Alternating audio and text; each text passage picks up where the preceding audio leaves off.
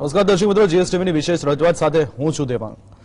દર્શક મિત્રો, ઉનાળાની શરૂઆત થઈ ચૂકી છે। ઉનાળો ધીમે ધીમે પોતાનો અસલ મિજાજ બતાવવાનું શરૂ કરી રહ્યો છે, તો બીજી તરફ દેશની અંદર વીજ સંકટના પ્રશ્નો પણ ઉભા થઈ રહ્યા છે।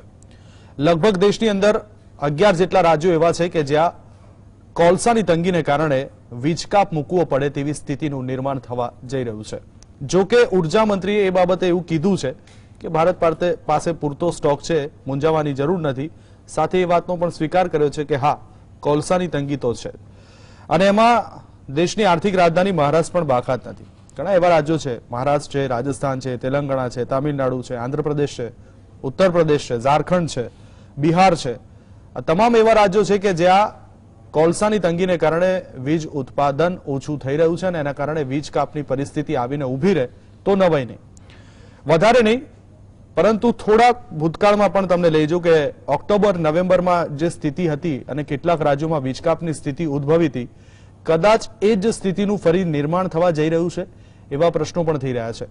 પાછલા 3 વર્ષોની અંદર એપ્રિલ મહિનામાં વાત કરવામાં આવે તો 2019માં 12 દિવસ જેટલો ચાલે તેટલો જ કોલસાનો જથ્થો આપણી પાસે હતો। 2021માં પણ 18 દિવસ ચાલે એટલો હતો, અને અત્યારે પણ 9 દિવસથી ઓછો ચાલે તેટલો જથ્થો આપણી પાસે પડ્યો છે તેવી વાતો થઈ રહી છે।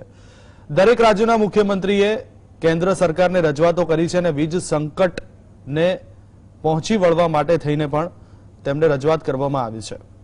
સવાલ એ થઈ રહ્યો છે કે ઉનાળાની સિઝનમાં વીજ વપરાશ વધતો હોય છે, એ સામાન્ય બાબત છે। હમણાં 8 એપ્રિલની જો વાત કરવામાં આવે તો ઇવનિંગ પીક ઉપર આ આપણને વીજ વપરાશ જોવા મળ્યો હતો, એનાથી 0.5% સહેજ રહી ગયું હતું। જે રેકોર્ડ હતો એનાથી 0.5% ઓછો જોવા મળ્યું હતું। પણ તમે વિચારો કે કોરોનાના આ કપરા કાળ બાદ ઉદ્યોગોને પણ વીજળીની જરૂર છે, ખેડૂતોને પણ વીજળીની જરૂર છે। ઉનાળાની સિઝનને કારણે ઘર વપરાશમાં પણ વીજળીનો વપરાશ ડબલ થઈ જતો હોય છે, તો સરકાર આનું આયોજન પહેલાથી કરતી જ હોય ને, કારણ કે આટલા વર્ષોથી ખબર છે કે ઉનાળામાં ગરમીની સિઝનમાં વીજળીનો વપરાશ કેટલો થાય છે અને કેટલો કરવો જોઈએ, તો એ પ્રમાણેનું આયોજન થતું હશે। ભારતમાં કુલ વીજ ઉત્પાદનની જો વાત કરવામાં આવે તો 3,95,075 મેગાવોટમાંથી ખાલી 2,03,900 મેગાવોટ વીજ ઉત્પાદન કોલસા આધારિત છે, અને હવે કોલસા આધારિત વીજ ઉત્પાદન છે એમાં કોલસાની તંગીની વાતો થઈ રહી છે। બીજી તરફ સરકાર તરફથી બાંયધરી આપવામાં આવે છે કે મૂંઝાવાની જરૂર નથી, બધું થઈ પડશે, આપણી પાસે પૂરતો સ્ટોક છે। તો પૂરતો સ્ટોક છે તો પછી અમુક રાજ્યોમાં વીજ કાપની વાતો કેમ થઈ રહી છે? શા માટે પૂરતી વીજળી આપવામાં નથી આવતી? આવી પણ વાતો સામે આવી છે, અને એટલે જ આજે આ વિષય ઉપર આપણે ચર્ચા કરવી છે, કોલસાનો કકળાટ અને વીજ સંકટના એંધાણ।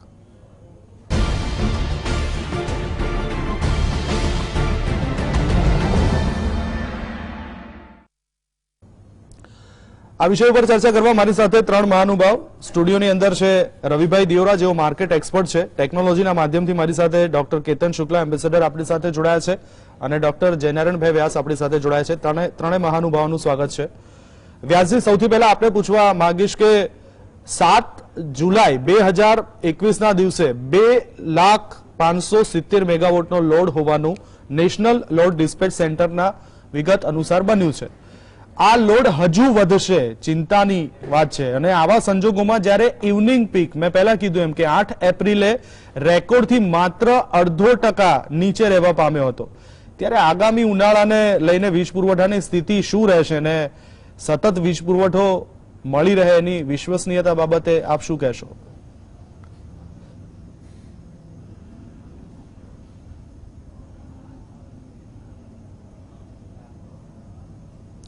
વ્યાસજી, આપનો અવાજ આવી રહ્યો નથી, આપ અનમ્યુટ કરજો।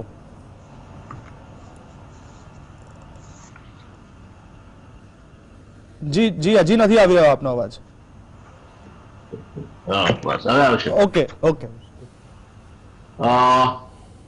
હું જે વાત કહેતો હતો એ હતી કે વીજળી એ કોલસામાંથી રૂપાંતરિત ઉર્જા છે, એટલે કોલસો અથવા બીજી કોઈ ફ્યુઅલ, તમે બીજી અન્ય ફ્યુઅલ વાપરી શકો, નેફ્થા વાપરી શકો, બીજી કોઈ ફ્યુઅલ વાપરી શકો, પણ એ ના હોય, હાઇડ્રો પાવર છે તો એ ના હોય તો કોલસા સિવાય બીજો કોઈ રસ્તો નથી। અને એટલે કોલસાનો પુરવઠો આ સિઝનમાં પૂરતો હોય એ મારા મત પ્રમાણે વ્યૂહાત્મક દ્રષ્ટિએ ફેબ્રુઆરીમાં નક્કી કરી લેવું જોઈએ. જરૂર લાગે તો મને હજુ યાદ છે માર્ગરેટ થેચરનો એ જમાનો કે જ્યારે રીતસરના યુનિયનો અને તેમાં પણ આ કોલ માઇનર્સ યુનિયન એ ચડી વાગ્યા હતા અને કોઈને ગાંઠતા નહોતા. ત્યારે after taking over as the prime minister of UK, what she did was she asked the government કે જે પૈસો જે કઈ હોય બેંકો પાસેથી લઈ શકે વધુ લઈને તમે કોલસો ખરીદીને આપણે જ્યાં જ્યાં ગોડાઉન છે બધા ભરી દો. First she stopped the coal and then she came down heavily with the coal miners and broke their back. એટલે કોલસો એ વડાપ્રધાનને દબાવી શકે એ માર્ગરેટ થેચરના ઉદાહરણ પરથી આપણે જોઈ શકીએ છીએ. અને પ્રજાને મુશ્કેલી પડે એટલે કોઈ પણ દબાવી શકે. હવે એ કેમ નહીં ખરીદાયો હોય એ આપણો વિષય નથી, પણ નથી માટે આ વસ્તુ આપણને નડે છે. પણ થોડાક એમાં આપણે લિબરલ રહેવું જોઈએ. અને એ એટલા માટે કે કદાચ જયારે મંત્રીશ્રી કહે છે કે એમની પાસે બધા ઉપાયો છે અને કોલસો જેટલો જોઈએ એટલો એ આપી દેશે, પણ આ વખતે ઉનાળો વહેલો શરૂ થયો છે. જી તમે જુઓ તો શિયાળો પૂરો થયો આપણે ત્યાં આમ આપણે તો ઋતુ એટલે સમર, મોન્સૂન અને વિન્ટર 3 ઋતુ આપણે સ્કૂલમાં શીખીએ આપણે, એટલે જે અંગ્રેજોને ફોલો કરે છે તે. જી બાકી આપણી 6 ઋતુ છે. બિલકુલ. ગ્રીષ્મ, પછી વર્ષા, શરદ, હેમંત, શિશિર, વસંત અને ગ્રીષ્મ. હવે હેમંત એ શિયાળો છે, શિશિર એ tail end of the winter છે અને વસંત એ ઉનાળા તરફ જવાની શરૂઆત છે. બિલકુલ. પણ એ વખતે વાતાવરણ સમઘાત હોય. આપણા ત્યાં આ વખતે આને વેધરે આપણી સાથે જબરજસ્ત સંતાકુકડી કરી અને જેવું શિયાળો પૂરો થયો હજુ તો આપણે એમ કહીએ કે શિવ શિવ કરતી ઠંડી કુવામાં પડી, બિલકુલ, અથવા તો હોળીના તાપણા તાપીને વિદાય થઈ, તે સાથે જ એને એકદમ પોતાનું વિકરાળ સ્વરૂપ બતાવીને અત્યારે 43 પોઈન્ટ સમથિંગ 44 પોઈન્ટ સમથિંગ એ ગરમી એ આ સમય માટેની નથી. હજુ આ વસંત ઋતુ ચાલે છે ને વસંત ઋતુમાં ગરમી પીક જવી જોઈએ ગ્રીષ્મ ઋતુમાં. જી. અને એટલા માટે જ આપણને એને લગતી જે કવિતા છે કે ધૂમ ધખ્યો મધ્યાંતરણોને થંભ્યા રણવગડા નાવા, થંભ્યો શિવ પર સૂરજ આવી લૂ લાગી તન સળગાવા, ગરમીના સંધાયા દોર બળવળતા જામ્યા બપોર. આ ક્યારે થાય? ક્યાં વાત? જ્યારે વૈશાખ મહિનાના બળવળતા બપોરે. એટલે સહેજ ઉનાળો પણ વહેલો છે એ પણ એક કારણ હોઈ શકે. અને two that extent we should consider point to the management and the government. પણ આ જો કાબુમાં લેવામાં ન આવે તો ગ્રીડ મેનેજમેન્ટમાં એક પેરામીટર છે ફ્રીક્વન્સી. એ આઈડિયલી 50 સાયકલ પર સેકન્ડ રાખવી પડે. બિલકુલ. હર્ટ્ઝ કહેવાય છે, 50 હર્ટ્ઝ પર સેકન્ડ. હવે જો એમાંથી ઘટે તો 49 સુધી તો બહુ વાંધો ના હોવો જોઈએ, પણ આપણે તો એ પણ બ્રીચ કરીને 48.8 સુધી પહોંચી જઈએ છીએ ઘણી વખતે. એટલે એ જો પછી એ મર્યાદા તોડીને 48 તરફ જાય તો જે પરિસ્થિતિ થાય આખો અંધારપટ છવાઈ જાય, કારણ કે એને કાસ્કેડ ફેલ્યોર કહે છે. ગ્રીડ આખી ફેલ થઈ જાય અને એને પછી રીબૂટ કરતા સારો એવો સમય લાગે. એટલે એ ચિંતાની વાત છે, કારણ કે અત્યારે એક બાજુ ઉનાળુ પાક માટે સિંચાઈનું પાણી જોઈશે, ઉદ્યોગોને અત્યારે આ સિઝન એવી છે કે પ્રોડક્શન ખેંચી શકાય, એમને વીજળી જોઈશે. બીજું એક ખાસ ફિનોમિના એવી છે કે સાંજે એક જે ઇવનિંગ પીક છે કે છે એ એક બાજુ સૂરજનારાયણ ડૂબકી મારે અને બીજી બાજુ દીવાબત્તીથી ચાલુ થઈને કારખાના ચાલતા હોય, એર કન્ડિશનર્સ ચાલતા હોય, ઓફિસો ચાલતી હોય, એટલે એ જે પીક લોડ આવે એ ઇવનિંગ પીક કહેવાય છે. ઇવનિંગ પીકમાં પણ આપણે બહુ જગ્યા રહે એવું દેખાતું નથી. એટલે આ પ્રશ્ન જે છે પ્રશ્ન ગંભીર છે. જો 48 ની આજુબાજુ આ 48 હર્ટ્ઝ પર સેકન્ડ જો પહોંચી ગયું ભૂલે ચૂકે પણ, તો વેસ્ટર્ન ગ્રીડ તો બહુ હેવી ગ્રીડ છે, અને એકવાર જો એણે ડૂબકો માર્યો તો આખા દેશમાં એની ક્યાંક ને ક્યાંક અસર વર્તાશે. કારણ કે ગ્રીડ હોવાનો ફાયદો છે કે તમે એક જગ્યાએથી પાવર બીજી જગ્યાએ લઈ જઈ શકો, પણ નુકસાન એ છે કે એક જગ્યાએ જો તૂટી પડે તો એ બીજી ગ્રીડનો પાવર ખેંચે, તે પણ તકલીફવાળું થાય. એટલે ચિંતાનો વિષય તો છે જ, એમાં કોઈ શંકા નથી. અને આ એવી વસ્તુ નથી આપણે કોલસો આયાત કરવો પડે. તમે આટલો બધો કોલસો છે છતાં કોલસો કેમ આયાત કરીએ છીએ? તો આપણો કોલસો છે ને એમાં એશ વધારે છે, એશ કન્ટેન્ટ વધારે છે. એટલે આપણે જ્યાં લાઇટર કોલ છે, એશ કન્ટેન્ટ હોય એટલે ફ્લાય એશ નીકળે, જે અત્યારે ઈંટો બનાવવામાં અને એ બધામાં વપરાય છે, રોડ કન્સ્ટ્રક્શનમાં પણ વપરાય છે. અને ફ્લાય એશ એ બીજી રીતે પણ આરોગ્ય માટે હાનિકારક છે, કારણ કે એના કારણે સિલિકોસિસ થાય, અને સિલિકોસિસ એ ઇરિવર્સિબલ ડિસીઝ છે. એટલે ફ્લાય એશ જો તમે શ્વાસમાં લો તો તમને ફેફસામાં સિલિકોસિસ નામનો રોગ થાય. એટલે આ બધી બાબતો જોતા આ આપણે માની લઈએ મંત્રીશ્રીએ કહ્યું છે એટલે કોઈ એમની ઉપર શંકા કરવાનું કારણ નથી. પણ જો એ સાચું નહીં હોય તો એવડો મોટો ધબાકો થશે કે આખો દેશ ધ્રુજી જશે. બિલકુલ, બધે અંધારપટ થઈ જશે. એટલે લેટ અસ હોપ એન્ડ પ્રે કે મંત્રીશ્રીએ જે કહ્યું તે પ્રમાણે એમની પાસે કોઈ ફોલબેક અરેન્જમેન્ટ હોય, અને આપણે એ પેલી કાસ્કેડ ટ્રિપિંગની પરિસ્થિતિ ના જોવી પડે. એ જો જોવી પડે, લગભગ 2 લાખ ઉપર મેગાવોટ આપણે ચાલીએ છીએ અત્યારે. બહુ કઈ આપણી પાસે બફર નથી, અને આપણે આમ અંગ્રેજીમાં કેવું હોય તો થીક સ્કિન બફર છે આપણી પાસે, જે પેઢાની ચામડી હોય એટલું થીન બફર છે. જરા કામ થાય તો એ આખું તૂટી પડે. લેટેસ્ટ હોપ એન્ડ પ્રે, આપણા નિષ્ણાતો છે એમને પણ એ બાબતમાં ઊંડો અભ્યાસ છે. Let us listen to them, but I think that if even little bit of it is true, then it's a serious situation and one should look at it very seriously. બિલકુલ વ્યાસજી, ખૂબ જ સાચી વાત છે. સરકાર દ્વારા બાંયધરી આપવામાં આવે છે કે મૂંઝાવાની જરૂર નથી. એક બાજુ એમ કહે છે કોલસાની તંગી તો છે પણ વીજ સંકટની સમસ્યા નથી, આવી વાતો થઈ રહી છે. પણ જો ખરેખર વીજ સંકટ આવ્યું તો મોટી મુસીબત આવી શકે છે. કેતનભાઈ, આપની પાસે આવીશ કે મેં જેમ પહેલા કીધું એમ કે 3,95,075 મેગાવોટમાંથી 2,03,900 મેગાવોટ કોલસાથી ઉત્પન્ન થતી વીજળી છે. હવે ભૂતકાળના થોડાક આંકડા ઉપર નજર કરીએ તો 2019માં એપ્રિલ માસની અંદર 18 દિવસ જેટલો ચાલે એટલો કોલસો આપણી પાસે પડ્યો.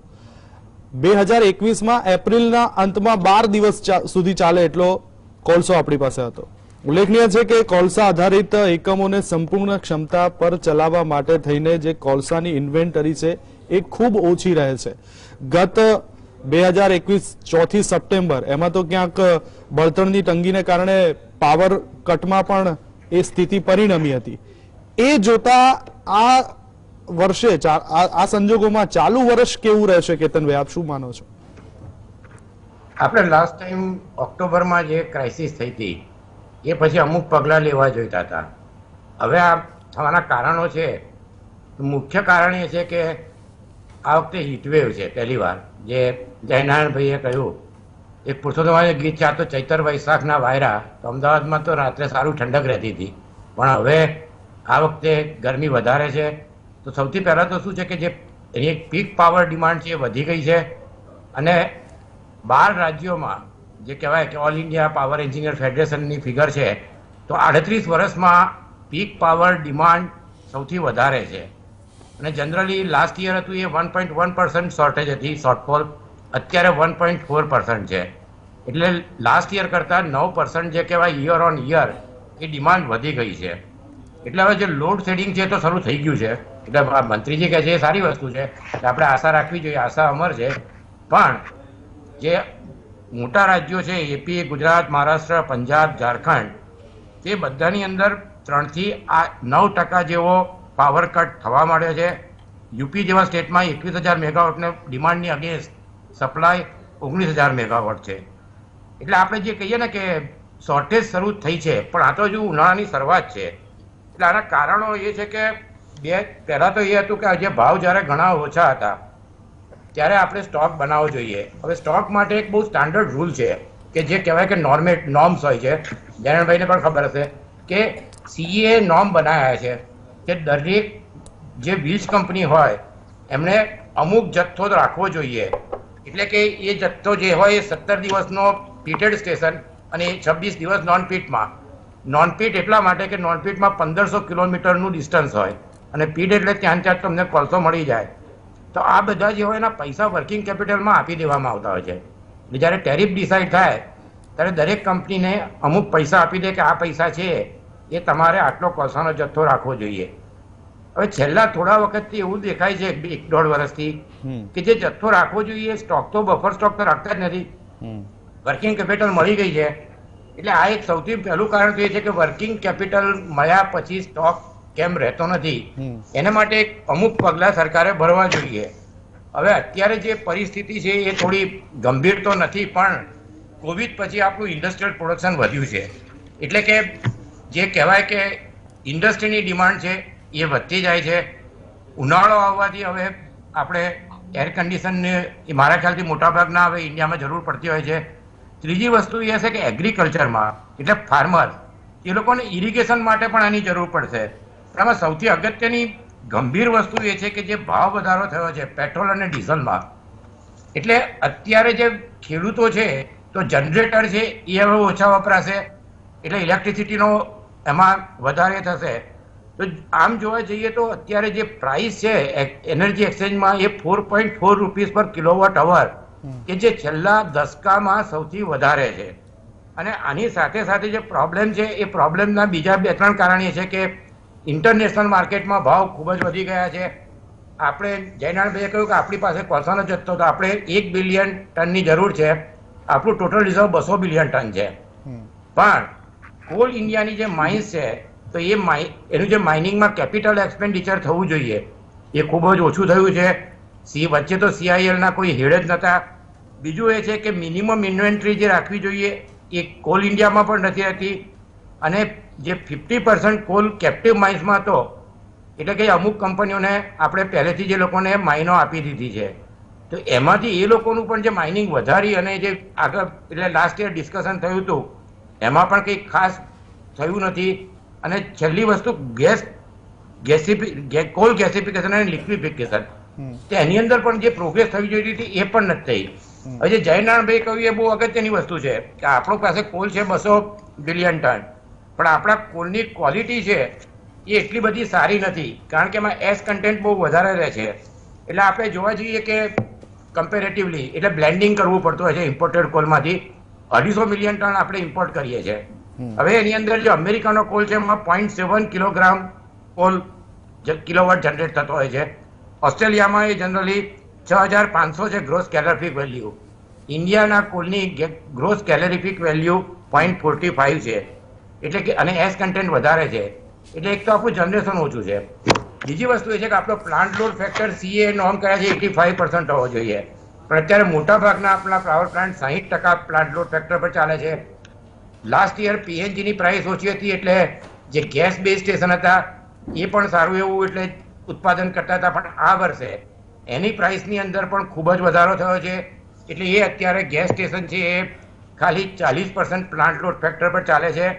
એટલે આપણે જોવા જઈએ તો જે એનું ગેસની પ્રાઇસ છે $40 પર MBTU થઈ ગઈ છે. એટલે આ બધી જ પરિસ્થિતિમાં જોવા જઈએ તો આપણને આમાં એક ચોખ્ખું દેખાય છે કે એક તો કોલ જે ઇમ્પોર્ટ થવો જોઈએ તો એ ઘણો ઓછો થયો છે કારણ કે લાસ્ટ યર પ્રાઇસ ઘણી ઓછી હતી. એ વખતે આપણે ઇમ્પોર્ટ કર્યો તો આપણને ફાયદો થયો, પણ અત્યારે આપણે દુનિયાના સૌથી 3rd લાર્જેસ્ટ ઇમ્પોર્ટર છીએ. ચાઇનામાં ઇન્ડસ્ટ્રીયલ પ્રોડક્શન વધ્યું છે 4.5% GDP બતાવે છે એટલે ચાઇનાનો કોલ ઇમ્પોર્ટ વધી ગયો છે. તો આપણો ઇમ્પોર્ટ મેજોરિટી ઇન્ડોનેશિયામાંથી 43% હતો, ઓસ્ટ્રેલિયામાંથી 26% અને સાઉથ આફ્રિકા. હવે આમાં પણ એક પ્રોબ્લેમ થયો છે કે ઇન્ડોનેશિયામાં ફ્લડ આવ્યા હતા લાસ્ટ યર, આ વર્ષે ફરી ફ્લડ આવ્યા છે. ઓસ્ટ્રેલિયાની અંદર કોવિડમાં પ્રોડક્શન ઘટી ગયું હતું ત્યાં પણ ફરી ફ્લડ આવ્યા છે. એટલે જે કોલની પ્રાઇસ હતી એ 300% જેટલી વધી ગઈ છે, ખાલી લાસ્ટ વીકમાં 10% વધી ગઈ છે. અને યુક્રેન રશિયા ક્રાઇસિસને લીધે જે સીબોર્ન કોલ છે એમાં 400% જેટલો વધારો થયો છે. અત્યારે કોલનું જે કહેવાય કે સ્પોટ માર્કેટમાં $350 પર ટન થઈ ગયું છે. એટલે આ પરિસ્થિતિમાં એક તો આપણો કોલનું જે પ્રોડક્શન છે એ વધવું જોઈતું હતું, એ વધ્યું નથી. અને સૌથી લાસ્ટ વસ્તુ કે જે આમાં જે કોર્ડિનેશન થવું જોઈતું હતું કે જે નોન પીટેડ છે તે કોર્ડિનેશન પણ નથી થયું, કારણ કે જે વેગન છે એની અત્યારે શોર્ટેજ છે. 460 વેગન છે એની જગ્યાએ 365 વેગન છે એટલે જે રેલવેના. તો એ જે શોર્ટેજ છે, રેલવે ટ્રેકની શોર્ટેજ છે, એ જે બની જવી જોઈતી હતી. તો આપણે જોવા જઈએ તો આ બધું આખું જે પરિસ્થિતિ અત્યારે ગંભીર થઈ છે, એમાં કેટલાય પરિબળો છે અને આપણે કહી શકીએ કે સ્ટ્રક્ચરલ છે, પોલિસીના છે. અને આ બધી વસ્તુમાં જે જયનારાયણભાઈએ કહ્યું કે 50થી નીચે જાય તો આપણી નેશનલ ગ્રીડની અંદર બહુ મોટો પ્રોબ્લેમ થઈ શકે એવો છે.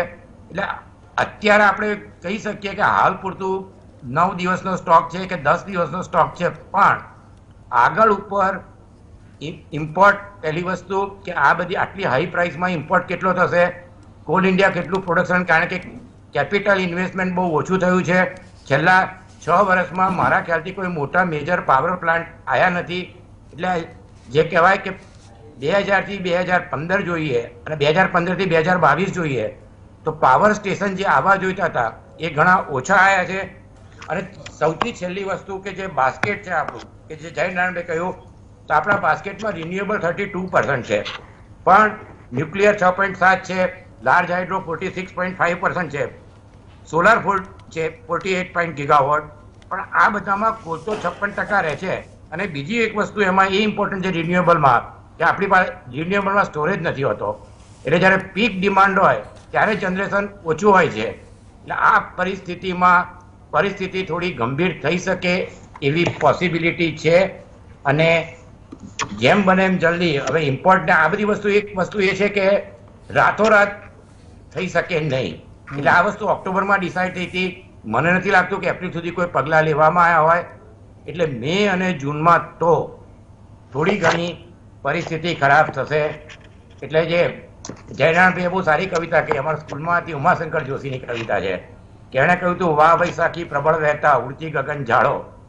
એટલે હવે આ પરિસ્થિતિમાં આપણે જે કહેવાય કે તૈયાર રહેવું જોઈએ. બીજી એક અગત્યની વસ્તુ એ છે કે જે કન્ઝ્યુમર હોય છે, ડિમાન્ડ અને સપ્લાય સાઈડ, તો એ ડિમાન્ડ સપ્લાય મેનેજમેન્ટ પણ આપણે જે કહીએ કે કન્ઝ્યુમર ઓછું વાપરે તેને ફાયદો થાય, એ મારા ખ્યાલથી હજુ સુધી કોઈ ઇલેક્ટ્રિસિટી રેગ્યુલેટરી કમિશને ડિસાઇડ નથી કર્યું. અને જનરલી યુરોપમાં પણ હવે ગેસને ઓઇલને એનો પ્રોબ્લેમ થવા માંડે, તે લોકોએ પણ કહ્યું કે 24 ડિગ્રી એસી રાખવું જોઈએ. એટલે આ બધી અમુક જે સપ્લાય સાઈડ અને ડિમાન્ડ સાઈડમાં જે સ્માર્ટ મેનેજમેન્ટ હોવું જોઈએ, એને માટેના પગલાં તાત્કાલિક ભરવા જોઈએ. કારણ કે દરેક વસ્તુમાં આપણે કે પોલિસી બનાવીએ તો એનાથી કોઈ ફાયદો થાય નહીં. બાકી આપણે ઇન્ટરનેશનલ આની જે ઇમ્પેક્ટ છે એ પછી આપણે બીજા ભાગમાં જઈશું, કારણ કે આપણે કોમ્યુનિટી એક્સપર્ટ પણ છે. હા, એટલે રવિભાઈને પણ સવાલ પૂછવો છે, પણ એક ઇન્ડિકેશન પાછળથી એ પણ મળી રહ્યો છે કે સમય થયો છે બ્રેકનો, તો આપણે બ્રેક માટે પણ અહીંયા રોકાવું પડશે. પણ બહુ સરસ વાત થઈ બ્રેક પહેલા, કારણ કે કોલસાની જે અછતની વાતો થઈ રહી છે, બીજી તરફ ભારતમાં કોલસાનું જે પ્રોડક્શન છે એ પણ 9 વર્ષના તળિયે જઈને બેઠું છે. 4 પ્રકારના કોલસા છે, પણ એ 4 પ્રકારના કોલસા વીજ ઉત્પાદનમાં કામ આવી શકે એવા પણ નથી. એટલે આપણે બહારથી કોલસાની આયાત કરવી પડે છે. ઉલ્લેખનીય છે કે કોલસાના ભાવમાં પણ વધારો થયો છે. બળતણમાં પણ વધારો થવાના કારણે, ભાવમાં વધારો થવાના કારણે આપણે ક્યાંક સ્ટોક નથી કરી શક્યા. તો કેમ નથી કરી શક્યા, હવે સ્ટોક કરવો હોય તો પરિસ્થિતિ કેવી છે, આ તમામ બાબતો ઉપર આપણે કોલસાનો કકળાટ અને વીજ સંકટના એંધાણ આ વિષય ઉપર આપણે ચર્ચા ચાલી રહી છે. બ્રેક બાદ હવે સીધો જ સવાલ વધારે સમય ન લેતા હું રવિભાઈને પૂછવા માંગુ છું. રવિભાઈ, જે બ્રેક પહેલા વાતો થઈ કે સ્ટોક આપણે આટલી જરૂર પડે છે અને લગભગ 1 બિલિયન મેટ્રિક ટન ભારતને કોલસાની દર વર્ષે જરૂર પડતી હોય છે, તો 2019 થી જેમ મેં પહેલા કીધું એમ કે દર વખતે એપ્રિલ મહિનામાં વીજ સંકટના એંધાણ આવીને ઉભા રહે છે. શિયાળાની ઋતુમાં સ્ટોક બિલ્ડિંગ કરવાનો પીરિયડ હોય છે, પણ વધુ પડતા બળતણના વપરાશને કારણે અથવા તો ભાવ વધવાને કારણે આપણે રીસ્ટોકિંગ ન કરી શકીએ. શું એક કારણભૂત હતું? અને અત્યારે જે પરિસ્થિતિ છે એ પરિસ્થિતિ શું સાનુકૂળ છે રીસ્ટોકિંગ માટેની? અને બીજું કે આપણે કયા કયા દેશોમાંથી કોલસો મંગાવવો પડે છે? જરૂરથી આ એનર્જી સંકટ છે અક્રોસ ધ ગ્લોબ છે. એમાં જે ખલીલ ગિબ્રન છે, એક સારા એવા લેબનીઝ અને અમેરિકન ઓથર છે, એમની કમેન્ટ છે કે perhaps times definition of the call is diamond. એટલે એનું ભાષાંતર કે એને ઇંગ્લિશમાં જેને સમજાવ્યું છે કે perhaps past must be suffered in order for the future to be enjoyed.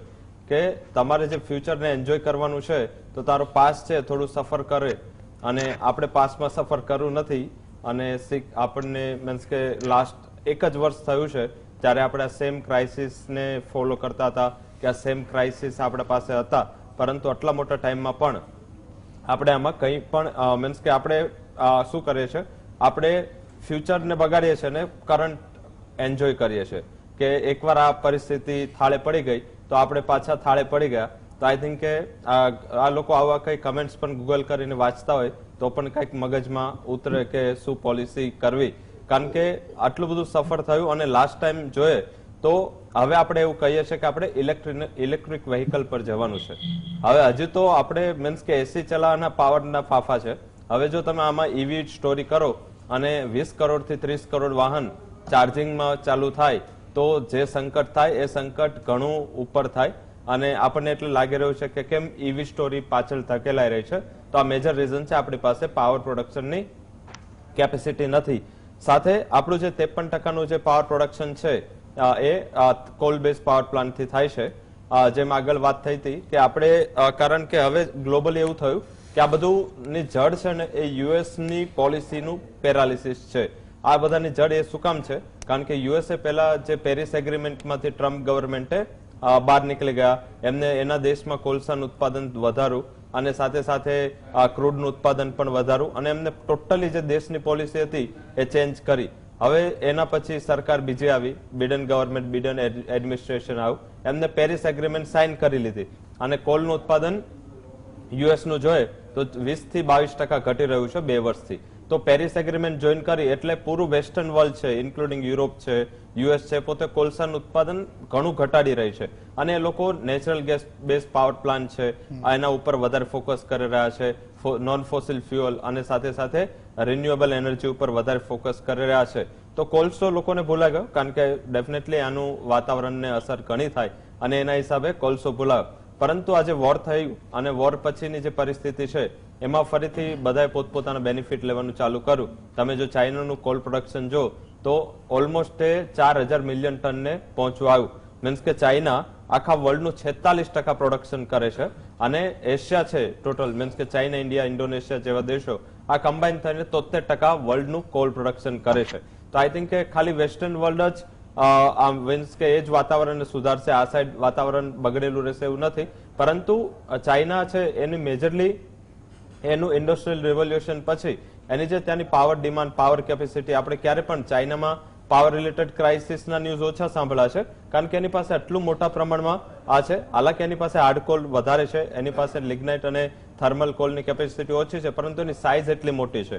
હવે વર્લ્ડની જે ટોપ 3 કંપની છે એમાં એક ચીન સેન્શુઆ છે જે વર્લ્ડની ટોપ મોટી સૌથી લાર્જેસ્ટ પ્રોડ્યુસર કંપની છે, અને સેકન્ડ છે BHP બ્લિન્ટન, એ ઓસ્ટ્રેલિયાની કંપની છે, અને ત્રીજી આપણી કોલ ઇન્ડિયા છે. મીન્સ કે કોલ ઇન્ડિયા ઉપર આપણી આખી કન્ટ્રીનું કોલના જનરેશન ઉપર, કોલના જે પણ કોલસાનું પ્રોડક્શન છે, માઇનિંગ છે, એના ઉપર આપણે ઘણા બધા ડિપેન્ડન્ટ છે કોલ ઇન્ડિયા. હવે કોલ ઇન્ડિયાની કેપેસિટી 2 થી 3% વધારે ગ્રોથની નથી.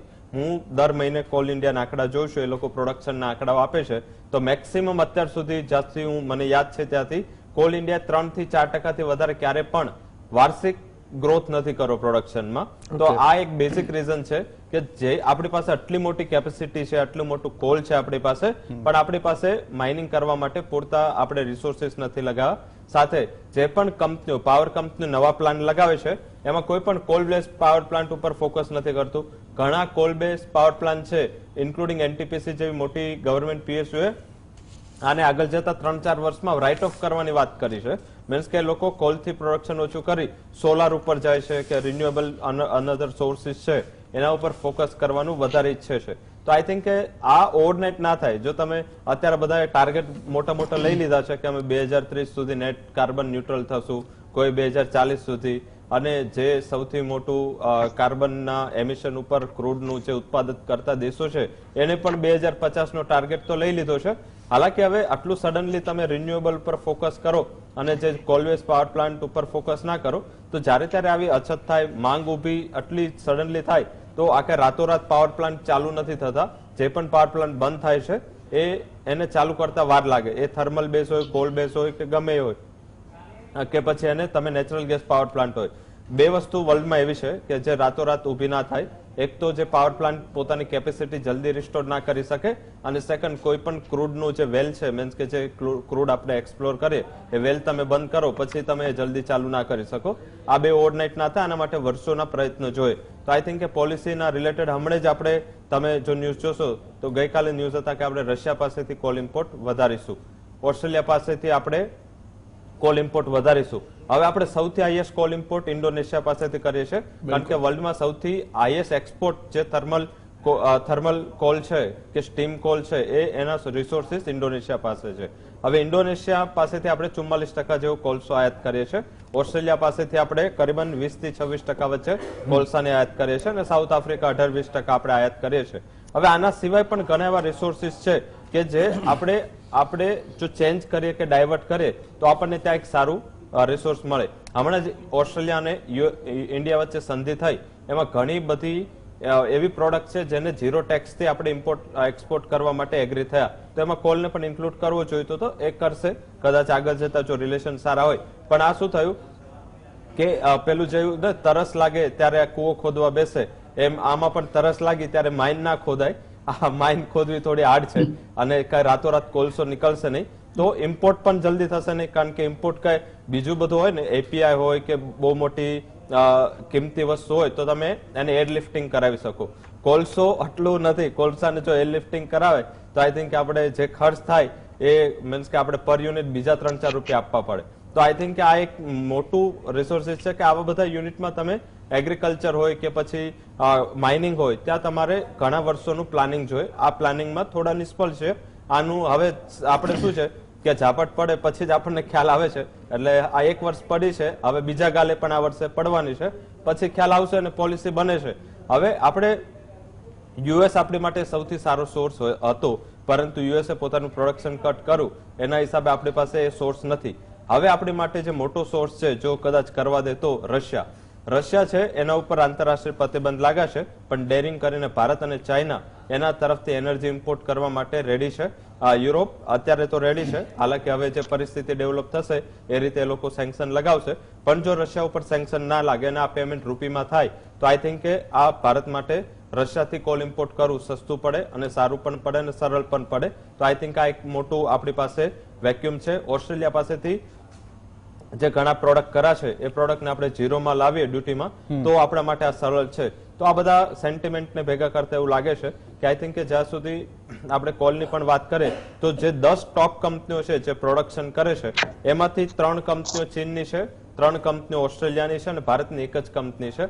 આઈ થિંક કે આનું જે કોલ સેક્ટરનું પ્રાઇવેટાઇઝેશન છે, અને મીન્સ કે એવું નથી કે પ્રાઇવેટ કંપનીઓના હાથમાં આપી દો, પરંતુ તમે મીન્સ કે જોબ વર્ક તો કરાવી જ શકો છો. પ્રાઇવેટ કંપનીઓ શું છે કે પોતાના ધારો કે કોઈ સ્ટીલ કંપનીને આજે કોલ બેઝ પાવર પ્લાન્ટ આપે, કોલનું પાવર પ્લાન્ટ અને કોલસાની ખાણ, તો એ લોકો જે પ્રોડક્શન કરશે પેલું તો પોતાનામાં જ યુટિલાઇઝ કરશે, સેકન્ડ એશના કન્ટેન્ટ વધુ હતી, ભારતનો કોલસામાં વપરાશે નહીં, તો આપણે તો ઇમ્પોર્ટ પર જ આપણે નિર્ભર રહેવું પડશે. તો આઈ થિંક કે આમાં આત્મનિર્ભર થવું થોડું અઘરું છે. જેમ હું શેર માર્કેટમાં ઘણી વાર કહેતો હોય છે કે આપણું ભારતીય શેર બજાર આત્મનિર્ભર થઈ ગયું છે, એમ આમાં આત્મનિર્ભરતા આવી શકે એમ નથી, કારણ કે જમીન બદલાય નહીં અને માઇનિંગ કઈ બદલાતી નથી, અને આપણે ચીન જેમ વિસ્તારવાદી નીતિ નથી અપનાવતા કે બીજા દેશોને પણ સામેલ કરીએ તો કદાચ આ થઈ શકે.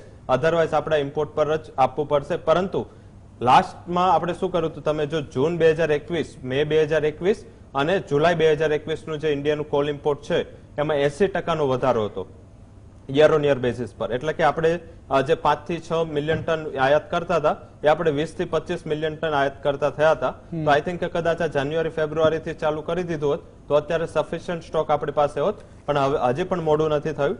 હજી પણ જો આયાતની માત્રા 25 થી 30 મિલિયન મેટ્રિક ટન કરી દે તો મારા હિસાબે કદાચ જૂન સુધીમાં આ પ્રોબ્લેમ થોડો ઓછો થાય, સોલ્વ થતા બહુ વાર લાગશે. પણ રવિભાઈ, જો મે જૂનમાં તમે કીધું કે આયાત વધારી હતી, તો ઓક્ટોબર નવેમ્બરમાં કેમ તંગી સર્જાઈ પાછી અને આપણે વીજ કાપ ઉપર કેમ ગયા?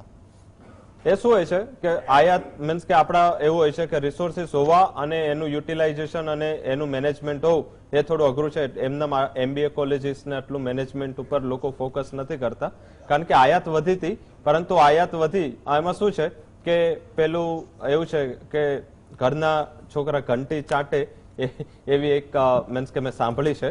તો આઈ થિંક અને ઉપાધ્યાયને આટો, ઘરના છોકરા ઘંટી ચાટે ને ઉપાધ્યાયને આટો. હા, તો આ એક બેઝિક આમાં કન્સેપ્ટ થયો કે આપણી પાસે હતું, એવું નથી કે કોલની કઈ સિગ્નિફિકન્ટ રાતોરાત આપણે ખામી સર્જાય.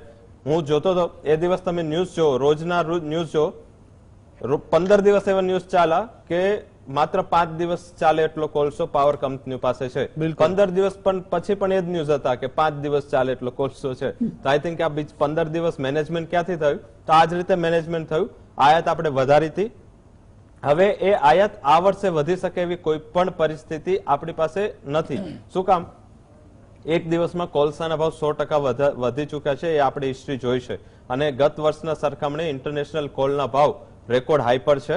તમે જો નેચરલ ગેસના ભાવ જો, કાલે $7.5 ને નેચરલ ગેસ આંબી ગયું, જેનો એવરેજ અત્યારે ભાવ $2.5 થી $3 હોય.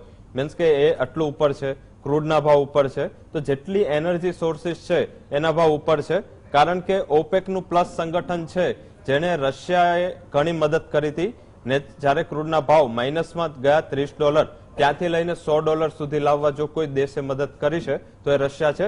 રશિયાએ પોતાનું જે ક્રૂડનું ઉત્પાદન છે આટલું બધું ઘટાડી દીધું કે એના હિસાબે વર્લ્ડમાં જે ક્રૂડનું જે સપ્લાય છે એ ઘણી લિમિટ થઈ. યુએસએ ઘણી ટ્રાય કરી પોતાનું પ્રોડક્શન આપવા માટે, પરંતુ યુએસના આ પ્રોડક્શન વધારવાથી પણ જે ગ્લોબલ સપ્લાય છે, કારણ કે આપણે ત્યારે એવું હતું કે રિકવરીના ફેઝમાં હતા, ઇકોનોમી બધી જો ગ્લોબલી જોઈએ તો કોવિડના એક માર પછી નીકળી રહી હતી, તો ત્યારે ડિમાન્ડ ઘણી ઉભી થઈ પણ સપ્લાય નહોતી. બિલકુલ. હવે અહીંયાથી એનર્જી ક્રાઇસિસની શરૂઆત થઈ.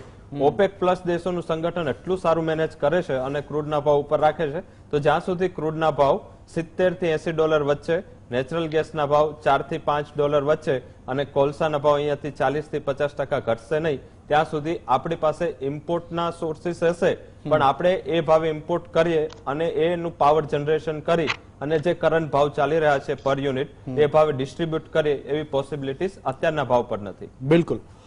આમ તો રવિભાઈએ જે વાત કરી એમાં 3 વાત બહાર આવી કે પહેલું તો કે આપણી દેશમાં જે માઇનિંગ કંપનીઓ છે એની કેપેસિટી નથી પ્રોડક્શન કરવાની. બીજું કે આપણે પ્લાનિંગ નથી કરી શકતા. આયાત તો થઈ શકે છે માંગ, પણ એ આપણેથી પૂરું થઈ શકતું નથી. તો જરૂર ક્યાં છે કે પ્લાનિંગ કરવાની પણ જરૂર છે, આપણી કેપેસિટી પણ વધારવાની જરૂર છે. વ્યાસજી, એક સવાલ તમને એ મારે પૂછવાનો થાય છે કે તમે બ્રેક પહેલા પેલી ગ્રીડ ફ્રીક્વન્સી વાળી વાત કરી હતી, અને એ ગ્રીડ ફ્રીક્વન્સી જે સેફ ઓપરેટિંગ સિસ્ટમથી નીચે જાય તો અંધારપટ છવાય એવી પણ આપણે ક્યાંક વાત કરી કે પર સેકન્ડ 50 સાયકલ એનું જે હોય છે માપદંડ. તો આ પરિસ્થિતિ થોડું વિગતે સમજાવશો, આ શું છે?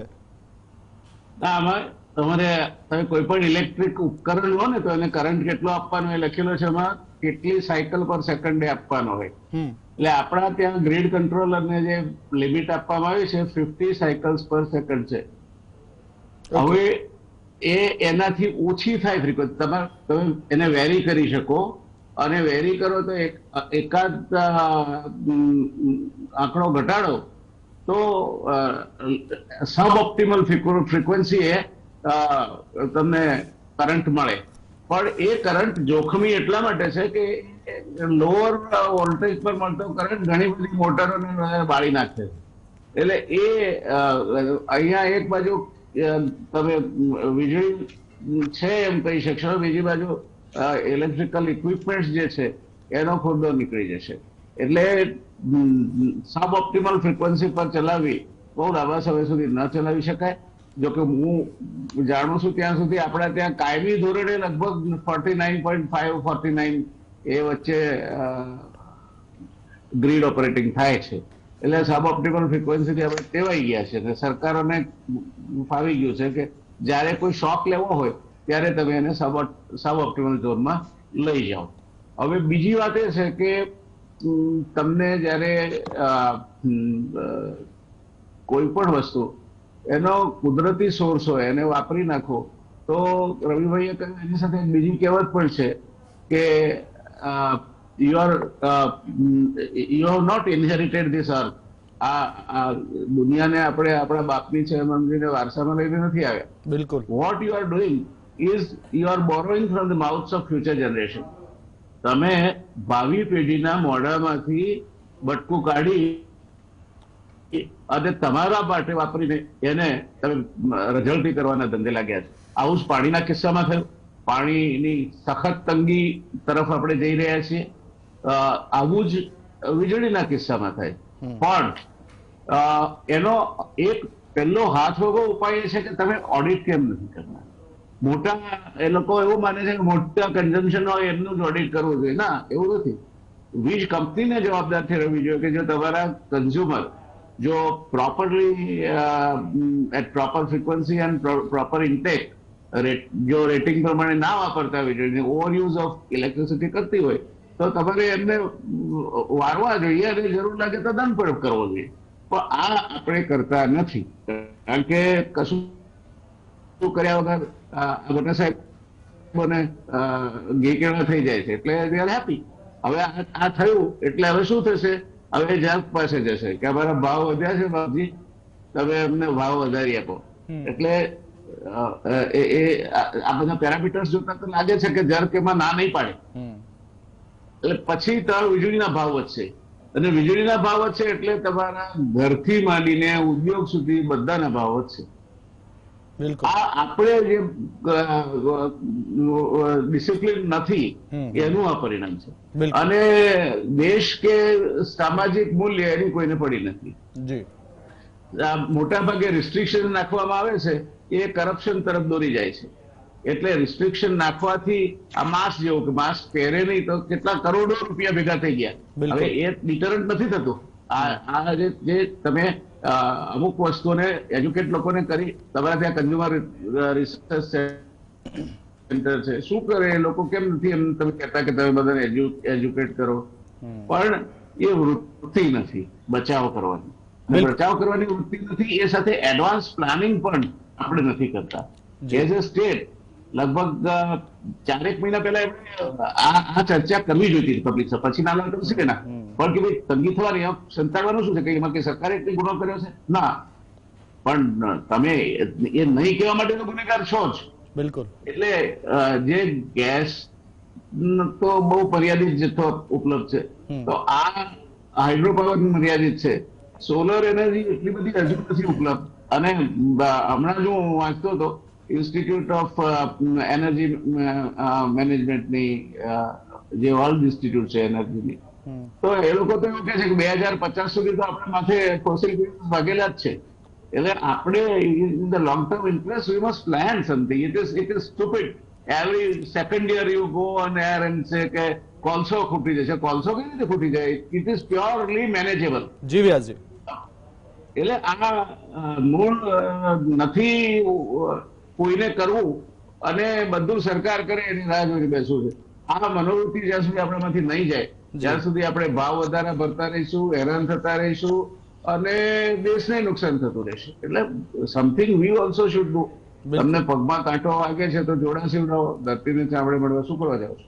એટલે આ મેં જવાબ આપ્યો. ફરી પણ આ ચર્ચા આવશે, પણ મારા બંને મિત્રોને સમય ઓછો પડશે એટલે મારી 2 રિક્વેસ્ટ છે. એક તો અમને 5 મિનિટ ઓવર કરી આપજો અને બીજું હવે પછી એ બંને વચ્ચે સરસ મજાનું ડિસ્કશન સાંભળવા મળે એવું કરો. I wanted to give up my time if you would not have asked me this question. જી જી. તો કેતનભાઈ આપની પાસે જ આવું છું. અત્યારે દેશમાં ઉર્જાની કટોકટી છે એ તો સર્વવિદિત બાબત છે. બીજું કે રવિભાઈએ જે કીધું કે 3 વાત એમાંથી જે બહાર આવી એમની વાતોમાંથી કે આપણે પ્લાનિંગ, પોલિસી અને પ્રોડક્શન આ 3 વસ્તુમાં આપણે કાચા છે અને આ 3 વસ્તુ નડી રહી છે. વ્યાસજીએ પણ એ જ જણાવ્યું કે પ્લાનિંગ સરકાર અને પ્રજા બંને તરફથી હોવું જોઈએ અને એમાં આપણે ક્યાંક ઉણા ઉતર્યા છે. હવે ઉર્જાની કટોકટી છે. પાછલા આપણે ભૂતકાળ પણ જોયા છે કે 18 દિવસ ચાલે એટલું, 12 દિવસ ચાલે એટલું. 2019માં 2021માં આપણે એટલી કોલસો આપણી પાસે હતો. આ વખતની પરિસ્થિતિ જોતા તમને શું લાગે છે કે હજુ ગયા વર્ષ કરતા આ વખતે પરિસ્થિતિ વણસશે કે સુધરશે? આમાં એવું છે કે આપણે જે છે ને આપણે જે વાત કરીને એમાં 2-3 તથ્યાત્મક વસ્તુઓ જુદી છે. પહેલી વસ્તુ એ છે કે લાસ્ટ યર બધાને આપને યાદ હશે કે ઓઇલની પ્રાઇસ $0 થઈ ગઈ હતી અને કે ચાઇનાએ ઘણો સ્ટોક કર્યો, બાકી ઘણા કન્ટ્રીએ કર્યો. તો એને લીધે પહેલી વસ્તુ તો એ થઈ કે એને લીધે આપણા જે ગેસ બેઝ પાવર સ્ટેશન હતા એ પ્લાન્ટ લોડ ફેક્ટરથી વધારે એટલે 70ની ઉપર એ લોકોએ કર્યું. એટલે એક બીજી વસ્તુ, કોવિડ પછીની આપણી જે ઇન્ડસ્ટ્રીયલ રિકવરી હતી એ એટલી બધી ઘણી જબરજસ્ત નથી. મેં હમણાં કહ્યું કે ચાઇનાનો અત્યારે કોલ ઇમ્પોર્ટ હાઈએસ્ટ છે, કારણ કે એ લોકોનું પહેલા કટમાં 4.5% જીડીપી ગ્રોથ છે. એટલે એ બે વસ્તુ. અને ત્રીજી વસ્તુ કે અમેરિકા કોલ પ્રોડક્શન 41% વધ્યું છે. છેલ્લા ક્વાર્ટરમાં અમેરિકાએ એટલે ટોટલ ઇન્ડિયામાં 10.7 મિલિયન ટન મોકલાયો છે. જે અમેરિકાનું પ્રોડક્શન 37 મિલિયન ટન છે, એમાં સૌથી વધારે ઇન્ડિયાએ ખરીદ્યો છે, પછી 14% ચાઇનાએ ખરીદ્યું છે. એટલે અમેરિકાના કોલમાં કોઈ ઘટાડો થયો નથી, ઉપરથી પ્રોડક્શન એ લોકોનું 50% વધી ગયું છે. આમાં અગત્યની વસ્તુ એ છે કે ઓસ્ટ્રેલિયા અને ઇન્ડોનેશિયા બંનેમાં પ્રાકૃતિક સંકટ થયું, એને લીધે એક એ થયા. રશિયાથી ખરીદવામાં એક મુશ્કેલી એ આવશે કે સીબોન જે છે અત્યારે એનો ભાવ ચાલે છે $430 પર મેટ્રિક ટન. એટલે રશિયાથી અત્યારે બધા પોર્ટ યુરોપના બંધ થઈ ગયા છે, રોડ ટ્રાન્સપોર્ટ બંધ થઈ ગયા છે. એટલે રશિયાથી કોલ આપણને મળે તેનું ટ્રાન્સપોર્ટેશન કરે તો સીબોનના અત્યારે ભાવ ચાલે છે $430 પર મેટ્રિક ટન, જેનો અર્થ થયો 350% વધારો થઈ ગયો છે. એટલે આ પરિસ્થિતિમાં આપણે જે અત્યારે થયું છે એમાં એવું છે કે દુખે પેટ અને ચોળે માથું એના જેવું છે કે આપણે છેલ્લા 10 વર્ષમાં મેં પહેલા કહ્યું એ પ્રમાણે $28 બિલિયન જે પહેલા ઇન્વેસ્ટમેન્ટ થયું હતું એક દશકામાં, એને બદલે ખાલી $10 બિલિયન ઇન્વેસ્ટમેન્ટ થયું છે. એટલે એક પાવર પ્લાન્ટ બનતા 6 વર્ષ લાગે. માઇનિંગ કરવા માટે તમે એનું શરૂ કરો તો એ માઇન માટે પણ 6 થી 7 વર્ષ લાગે. એટલે અત્યારે જે બીજા બધા ઉપાયો છે અને જે પ્રોડક્શન છે, એક કોલ ઇન્ડિયાનું પ્રોડક્શન છેલ્લા કેટલા વર્ષથી ઘટી રહ્યું છે. મેં કહ્યું ને પહેલા કે ત્યાં એક વર્ષ સુધી તો કોઈ હેડ નતા, સીઈઓ હેડલેસ ઓર્ગેનાઇઝેશન હતું. વેગનનો પ્રોબ્લેમ છે, ટ્રેકનો પ્રોબ્લેમ છે. આ બધા પ્રોબ્લેમ જોવા જઈએ તો મને લાગે છે કે આ વર્ષે થોડી ઘણી તકલીફ પડશે, કારણ કે આપણું ઇન્ડસ્ટ્રીયલ પ્રોડક્શન પણ થોડું ઘણું વધી રહ્યું છે. તો એટલે જે જયનારાયણભાઈ કહે છે એ બરાબર છે કે હવે આ સમય છે વ્યથા અને વિપદાનો છે. મોંઘવારી વધશે, પેટ્રોલના ભાવ વધી ગયા છે, પણ સાથે સાથે જી કોલના ભાવને લીધે સ્ટીલ, સિમેન્ટ, એલ્યુમિનિયમની પ્રાઇસ વધશે. એગ્રીકલ્ચરમાં ફર્ટિલાઇઝરની પ્રાઇસ 3 ગણી વધે એવું લાગે છે. એટલે એની સાથે સાથે ઇરિગેશનની પ્રાઇસ વધશે. એટલે આ બધી પરિસ્થિતિમાં શું કહેવાય કે આપણે જ્યારે આગ લાગે ત્યારે કૂવો ખોદવા જઈએ. આ તો છેલ્લા 4-5 વર્ષથી જે પોલિસી હતી, મેં કહ્યું કે પાવર સ્ટેશન કોઈ બન્યા નથી, માઇનિંગ વધ્યું નથી. આ બધા બીજા 2-3 વર્ષ લાગશે. એટલે ચલો ઇનશોર્ટ કેતનભાઈ, તમે કીધું કે આ વર્ષે હજુ પરિસ્થિતિ સુધરે એવું લાગતું નથી. આ વર્ષે હજુ પણ ક્યાંક સંકટમાંથી પસાર કરવા પડશે, પણ સમયનો અભાવ છે. ટેરિફ પણ વધશે. જી, સમયનો અભાવ છે. એટલે એક મિનિટ હું રવિભાઈને એક છેલ્લો સવાલ મારે પૂછવો છે કે રવિભાઈ, આ આટલી બધી વિકટ પરિસ્થિતિ આપણે જોઈ છે અને આપણે રીસ્ટોકિંગ નથી કરી શક્યા, પણ કોલસાના સ્ટોકનું તળિયું ન દેખાય એ માટે શું કરવું જોઈએ? 1 મિનિટમાં જવાબ આપશો. જરૂરથી ઇમ્પોર્ટ વધારવું, આના સિવાય આપણી પાસે કોઈ ઓપ્શન નથી. પર્ટિક્યુલર આપણે ઓસ્ટ્રેલિયાથી અત્યારે લઈ શકીએ છીએ, ઇન્ડોનેશિયાથી લઈ શકીએ છીએ, ત્યાંથી હજી પણ આપણે રેમ્પઅપ કરી શકીએ છીએ. ઇન્ડોનેશિયા અને ઓસ્ટ્રેલિયા બંને એવા દેશ છે જેની સાથે આપણા સારા એવા રિલેશન છે. હાલાકી ચીનને જે સપ્લાય થતી હતી ઓસ્ટ્રેલિયા દ્વારા કોલની, એ હવે ધીમે ધીમે બંનેના રિલેશનના હિસાબે ઓછી થવાની શક્યતા છે. તો ભારતને આનો લાભ ઉઠાવવો જોઈએ અને ભારતને ઓસ્ટ્રેલિયા અને ઇન્ડોનેશિયા, કારણ કે ત્યાંથી ટ્રાન્સપોર્ટેશન કોસ્ટ પણ આપણને કમ્પેરેટિવ ઓછી પડે. તો આઈ થિંક એ આપણે વિચારવું જોઈએ. અને પાવરનું પર્ટિક્યુલર જે લોકો એવું વિચારતા હોય કે આ ટોપિક આટલું નાનું છે પાવર ઉપર, પણ જો તમે પાવર ક્યાં ક્યાં વપરાય છે ખાલી જોશો તો લાઈફનું કે કોઈ પણ એવી ઇન્ડસ્ટ્રી નહીં હોય, કોઈ પણ એવું માર્કેટ નહીં હોય, કોઈ પણ એવું ઘર નહીં હોય જ્યાં પાવર નહીં વપરાતો હોય. તો આ દરેક ઘરનો પ્રશ્ન છે.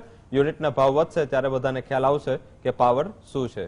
બિલકુલ, તો બહુ સરસ ચર્ચા રહી, કારણ કે કોલસાનો કકળાટ અને વીજ સંકટના એંધાણ આ વિષય ઉપર ત્રણેય મહાનુભાવે પોતાના સજેશન્સ આપ્યા છે અને વિચારવા જેવી બાબત છે. કારણ કે ભૂતકાળની અંદર પણ 4 દિવસ ચાલે એટલો, 9 દિવસ ચાલે એટલો, 18 દિવસ ચાલે એટલો સ્ટોકની વાતો સામે આવી હતી. બીજી તરફ સરકાર, ઉર્જા મંત્રી એવી બાંહેધરી આપી છે કે કોલસો ઓછો છે પણ વીજ સંકટ નથી. એટલે આવી બાંહેધરી સરકાર તરફથી મળી છે. આશા રાખીએ કે જે અત્યારે 10 થી 11 રાજ્યો એવા છે કે જ્યાં વીજ સંકટ તોળાઈ રહ્યું છે, એવા રાજ્યોમાં વીજ સંકટ નહીં આવે, કારણ કે એક બાજુ ઉદ્યોગોને પણ વીજળીની જરૂર છે, ખેતી માટે પણ વીજળીની જરૂર છે અને રેસિડેન્શિયલ માટે પણ વીજળીની જરૂર છે, અને એક બાજુ ઉનાળો ચરમસીમાએ છે અને વહેલા શરૂ થઈ ચૂક્યો છે. એટલે આ માટે પણ સરકારે ત્વરિત પગલાં લેવા પડશે, પ્લાનિંગ કરવું પડશે, પોલિસીમાં પણ ફેરફાર કરવો પડશે. જી રવિભાઈ. નહીં, બસ મારે થેન્ક યુ કહેવું હતું. જયનારાયણ વ્યાસ સાહેબે જો ટાઈમ એમનો ના આપ્યો હોત તો શાયદ છેલ્લી મિનિટ પણ અમારા ઉપર ના આવે. તો thank you Jaynarayan Vyas sir. જી નહીં, you are the most valued and learned panelist that we are privileged to have you. I wish next time we will see to it that you don't have to curtail or curb the time available. Sorry for that. નહીં, thank you all, thank you. તો વ્યાસજી, કેતનભાઈ અને રવિભાઈ, આપ ત્રણેયનો આભાર. દર્શક મિત્રો, ચર્ચામાં અત્યારે બસ આટલું જ. વધુ સમાચાર અને અપડેટ માટે આપ જોતા રહો GSTV. નમસ્કાર.